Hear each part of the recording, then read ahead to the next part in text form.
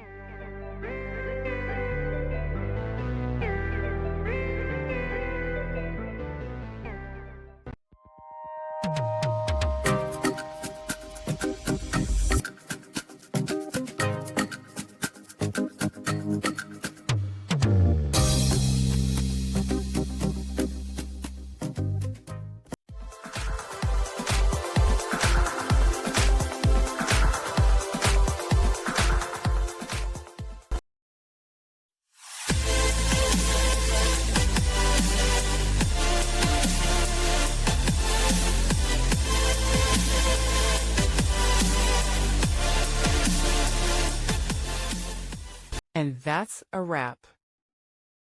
I hope you found the answer you were looking for.